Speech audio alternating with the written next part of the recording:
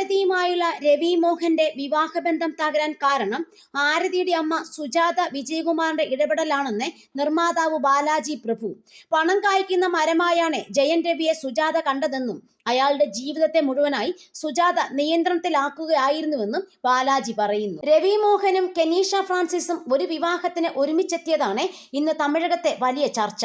രവി മോഹന് ഇത്ര ധൈര്യമായോ എന്നൊക്കെ ചോദിക്കുന്നവരുണ്ട്. കെനീഷയ്ക്കൊപ്പം രവി വന്നത് അവരുടെ വ്യക്തിപരമായ കാര്യമാണ്. അതിൽ ചികഞ്ഞു നോക്കേണ്ട കാര്യമില്ല.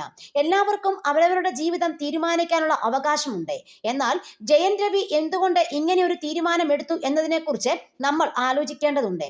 അവരുടെ അമ്മായിയമ്മയുണ്ട്, അതായത് ആരതിയുടെ അമ്മ സുജാത വിജയകുമാർ. ആരതിയുമായുള്ള വിവാഹം കഴിഞ്ഞതോടെ ജയൻ രവിയെ അവരുടെ നിയന്ത്രണത്തിൽ കൊണ്ടുവന്നു. ജയൻ രവി എന്തൊക്കെ ചെയ്യണം, എന്ത് കഴിക്കണം, എപ്പോൾ ഉറങ്ങണം, എഴുന്നേൽക്കണം, ഇതൊക്കെ തീരുമാനിക്കുന്നത് അവരാണെന്ന് പറഞ്ഞു കേട്ടിരുന്നു. അതുകൂടാതെ ആരതിയാകട്ടെ ജയൻ രവി എവിടെ പോകുന്നു, എന്ത് ചെയ്യുന്നു എന്നൊക്കെ അറിയാൻ സ്പൈ വർക്കും നടത്തിയിരുന്നു. ഇതൊക്കെ സത്യമായ കാര്യങ്ങളാണ്. സാധാരണ ഒരു കുടുംബത്തിൽ അമ്മായിയമ്മ മൂലം ബുദ്ധിമുട്ടുന്ന മരുമകളെ കുറിച്ച് കേട്ടിട്ടുണ്ട്. എന്നാൽ അമ്മായിയമ്മ കാരണം വിഷമത്തിലായ മരുമകന്റെ അവസ്ഥ കണ്ടിട്ടുണ്ടോ? അതായിരുന്നു ജയൻ രവിയുടെ അവസ്ഥ. മുൻ അമ്മായിയമ്മയെന്ന് പറയേണ്ടി വരും.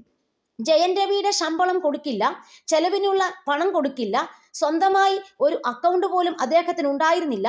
4 ചൂരുകൾക്കുള്ളിൽപ്പെട്ട് കിടക്കുകയായിരുന്നു ജയൻ രവി. എന്തുകൊണ്ടാണ് ഇത്രനാൾ ഇതൊക്കെ സഹിച്ചു അദ്ദേഹം ജീവിച്ചതെന്ന് എനിക്കറിയില്ല. എന്നാൽ ഇതിനൊരു പരിധിയുണ്ട്.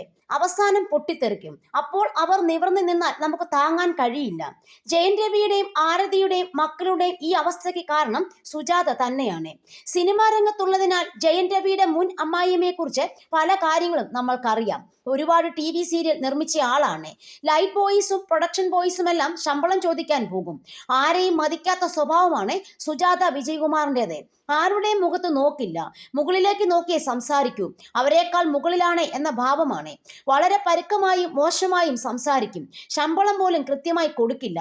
വിവാഹത്തിന് ശേഷം വന്ന സിനിമയാണ് തനി ഒരുവൻ. അത് ജയൻ രവിയുടെ വലിയ ഹിറ്റ് സിനിമയാണ്. ആ സിനിമയ്ക്ക് ശേഷം ജയൻ രവിയെ മറ്റൊരു തരത്തിലേക്ക് കരിയറിൽ വളരേണ്ടതാണ്. പക്ഷേ ഒന്നും നടന്നില്ല. തുടരെ പരാജയ സിനിമകൾ ചെയ്യുന്നു. അതിന് കാരണം സുജാത വിജയകുമാർ ജയൻ രവിയെ തന്റെ നിയന്ത്രണത്തിലാക്കിയതായിരുന്നു. അവർ പറയുന്ന ബാനറുകളുടെ സിനിമകളിൽ ജയൻ രവി അഭിനയിച്ചു. പല ജയൻ രവി സിനിമകളും സുജാത വിജയകുമാർ തന്നെ നിർമ്മിച്ചു. അവയിൽ പലതും പരാജയപ്പെട്ടു. ഇവർ നിർമ്മിച്ച സിനിമകളിൽ ജയൻ രവിക്ക് ശമ്പളമേ കൊടുത്തിരുന്നില്ല. അയാൾക്ക് ചെലവിനുള്ള പൈസ പോലും നൽകിയില്ല. പണം കായ്ക്കുന്ന മരമായാണ് അയാളെ കണ്ടത്, മരുമകനായി കണ്ടില്ല. സത്യം പറഞ്ഞാൽ ഒരു ATM മെഷീനെ പോലെ അവർ മരുമകനെ കണ്ടു. ജയൻ രവിയുടെ പിതാവിന് ഈ വിവാഹത്തോട് താല്പര്യമില്ലായിരുന്നു. പലതവണ ജയൻ രവിയോട് ഇക്കാര്യം പറഞ്ഞതാണ്. പക്ഷേ പ്രണയത്തിലായതിനാൽ ആ വാക്കുകൾ കേട്ടില്ല. ആരതിയുടെ ഭാഗത്തും തെറ്റില്ലെന്നാണ് പറയുന്നത്. അമ്മ പറഞ്ഞതു മാത്രം കേൾക്കുകയാണ് ആരതി ചെയ്തത്. നല്ലൊരു ഭാര്യയായി തന്നെയാണ് ആരതി ജീവിച്ചത്. പക്ഷേ അമ്മ പറയുന്നത് മാത്രം കേൾക്കുകയും അനുസരിക്കുകയും ചെയ്തു. ഷൂട്ടിംഗ് നടക്കുമ്പോൾ പോലും ആരതി വിളിച്ച് ശല്യപ്പെടുത്തിക്കൊണ്ടിരിക്കും. രവി ഫോൺ എടുത്തില്ലെങ്കിൽ സംവിധായകനെ വിളിച്ച് രവിക്ക് ഫോൺ കൊടുക്കാൻ പറയും. അതിനുശേഷം വീഡിയോ കോളിൽ വരാൻ പറയും. അങ്ങനെ എവിടെ പോയാലും ഒരു സ്വാതന്ത്ര്യം അദ്ദേഹത്തിന് ഇല്ലായിരുന്നു. ഗതി കെട്ടാണ് ജയൻ രവി ഇങ്ങനെ ഒരു തീരുമാനം എടുത്തത്. അത് സങ്കീർണമായ തീരുമാനം തന്നെയാണ്.